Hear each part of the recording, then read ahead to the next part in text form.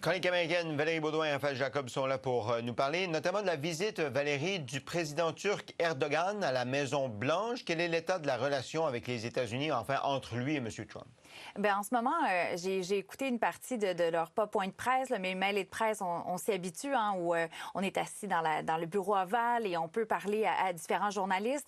Et la relation semble très cordiale entre les deux. Donald Trump qui dit « D'habitude, j'aime pas les gens qui ont des opinions, mais je l'aime bien lui. » Elle lui a dit aussi quelques petites pointes en disant « Ça serait bien que vous arrêtiez, par contre, d'acheter le pétrole russe, parce que ça, c'est ce que je demande justement à mes alliés. » C'est ce qu'il avait dit dans son discours aux Nations unies.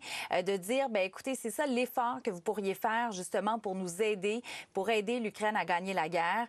Pas nécessairement d'agir comme médiateur, parce que c'est ça qu'on reproche au président de la Turquie, du moins aux États-Unis et ailleurs aussi, peut-être d'être trop près des Russes dans le conflit. Et il y avait aussi cette idée, là, les F-35, est-ce qu'ils iront en Turquie ou non?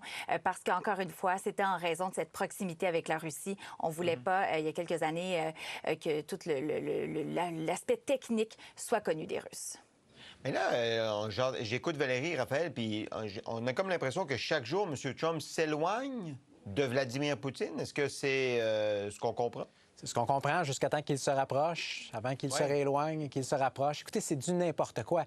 Et parlant de n'importe quoi, pour l'avoir regardé également, le point de presse, écoutez, il fait tellement de faux pas diplomatiques sur une base quotidienne que c'est rendu que, comme bien des choses sous sa présidence, on s'y habitue. Je vous donne deux exemples très, très simples.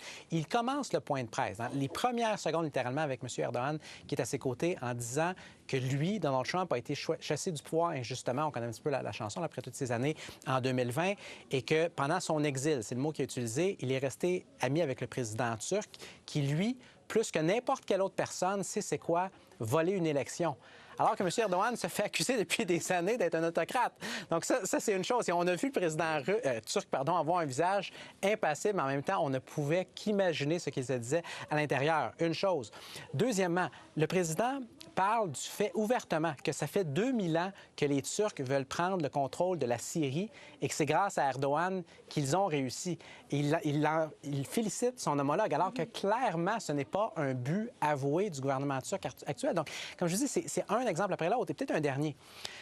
On lui pose une question justement sur le conflit russo-ukrainien et Donald Trump dit que M. Erdogan serait le meilleur ou un des meilleurs au monde pour chapeauter une rencontre trilatérale ou bilatérale avec M. Zelensky et M. Poutine. Et c'est comme si collectivement, on a oublié qu'il y a à peine 5 semaines de cela, c'était Donald Trump qui promettait de chapeauter une telle rencontre et ça a été complètement oublié.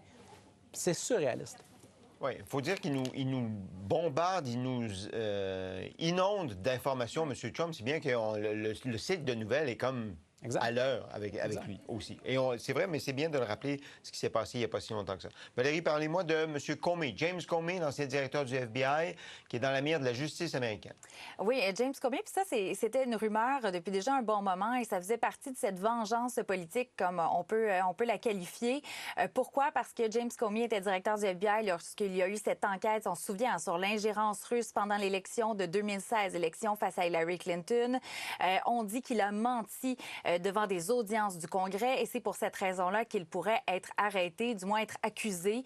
Donc, c'était une rumeur qui planait depuis déjà longtemps. On sait qu'il y a eu des pressions, puis Raphaël en a parlé rapidement là, au début de la semaine, mais que même sur les réseaux sociaux, sur Truth Social, Trump qui nommait James Comey, qui disait à Pam Bondi que ces gens-là étaient coupables avec une liste de personnes, incluant James Comey, et qu'il devait y avoir une arrestation dans ce dossier. Je fais juste une petite parenthèse parce que James Comey, ça dit peut-être quelque chose à certains de nos téléspectateurs. C'est lui aussi qui avait dit à la fin de la campagne en 2016 que Hillary Clinton était toujours sous enquête avec la fameuse histoire des courriels. On se souvient de ça, ça fait peut-être un peu longtemps dans notre imaginaire, mais disons que ce n'est pas quelqu'un que Hillary Clinton portait non plus dans son cœur, mais de là à faire des pressions pour qu'il soit arrêté. On dit qu'il y a plusieurs personnes qui ont un profond malaise. Il y a d'ailleurs un procureur qui n'est plus en poste parce qu'on dit qu'il ne voulait pas aller de l'avant avec des accusations. Et là, c'est que c'est une course contre le temps, contre la montre. Pour ceux qui ont clairement des motivations au sein de l'administration, potentiellement même le président, qui, soit en passant, aujourd'hui également, pendant le point de presse avec M. Erdogan, à la toute fin, s'est fait poser une question là-dessus et a nié savoir si, quand ça allait survenir. Mais pour tous ceux et celles qui veulent voir une inculpation dans ce dossier-là, Écoutez, ils ont essentiellement encore 5 jours, 4 jours devant eux parce qu'à partir du début du mois d'octobre, c'est l'enjeu du délai de prescription. M. Comey ne pourrait plus, en principe, être accusé de crimes allégés, ou allégués, pardon, qui ont été commis il y a 5 ans de cela, parce que ça aurait été commis fin septembre 2020. Donc, on risque d'avoir des nouvelles définitives d'ici la prochaine semaine. Et donc, mais le crime qu'on lui reproche, c'est d'avoir menti au Congrès, Valérie, ou c'est d'avoir fabriqué de la preuve? D'avoir menti au Congrès, mais là, peut-être qu'il y aura d'autres accusations aussi, parce qu'on dit que oui, c'est quelqu'un qui travaillait de mèche avec les démocrates et qui voulait tout faire et que c'était complètement faux, cette histoire. On se souvient, Trump, à combien de fois il dit Russia, Russia, Russia, en parlant de cette histoire-là, puis l'obsession, dit-il, qu'avaient les démocrates, mais aussi le FBI sur cette ingérence russe dans l'élection de 2016. Puis je pense même, Raphaël, corrige-moi si je me trompe, mais dans la même question, quand on lui a demandé s'il savait ce qui se passait avec James Comey, qui a dit « Je pourrais intervenir, mais je le fais pas ». Alors, tu sais, ça aussi, c'est encore de dire qu'un président pourrait intervenir.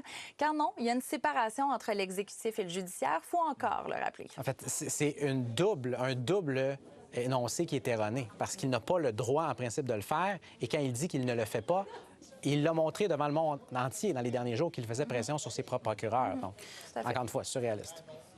Une publicité des services de sécurité intérieure aux États-Unis fait beaucoup jaser. On vous montre un extrait.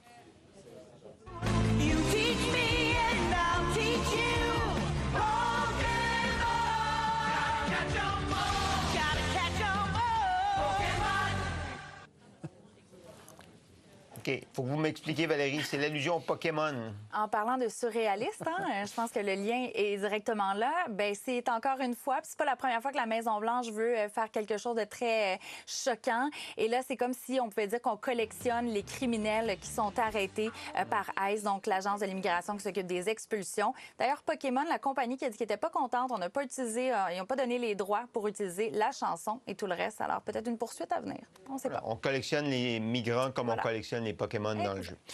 Les amis, merci beaucoup. Bonne fin.